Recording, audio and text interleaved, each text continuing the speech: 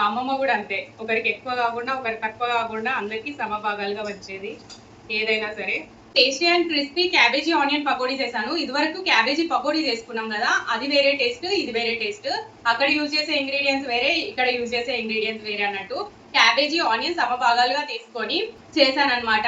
మన వీడియోస్ లో ఉంది కదా క్యాబేజీ పకోడీ, ఆ టైప్ లో కూడా ఒకసారి ట్రై చేయండి, ఈ టైప్ లో కూడా ఒకసారి ట్రై చేయండి. ఈ వీడియో లింక్ అనేది కింద ఇస్తాను, చూసేయండి. ఇంకా నేనైతే సర్వ్ చేయాలి కదా మరి ఐదుగురికి, సో సర్వ్ చేస్తాను.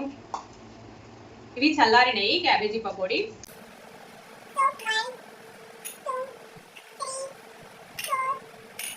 5 మెంబర్స్ కి ఏదైనా కూడా సమభాగాలుగా పంచుతా అన్నట్టు. మా ఇంట్లో ఒకరికి ఎక్కువ కాదు, ఒకరికి తక్కువ కాదు. ఈ పద్ధతి అనేది నాకు మా అమ్మమ్మ నుండి వచ్చింది. మా అమ్మమ్మ కూడా అంతే, ఒకరికి ఎక్కువ కాకుండా ఒకరికి తక్కువ కాకుండా అందరికీ సమభాగాలుగా వచ్చేది ఏదైనా సరే. ఇది మీరు అన్నంలో పెట్టుకొని తినొచ్చు, లేదంటే నార్మల్ గా కూడా తినొచ్చు, మీ ఇష్టము.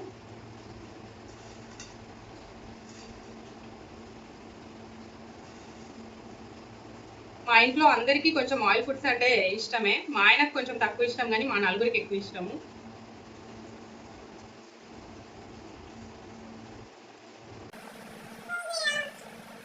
మీరు కూడా వీడియో చూసి నేను చేసిన ప్రకారంగా ట్రై చేస్తారు అని అనుకుంటున్నాను. Bye bye.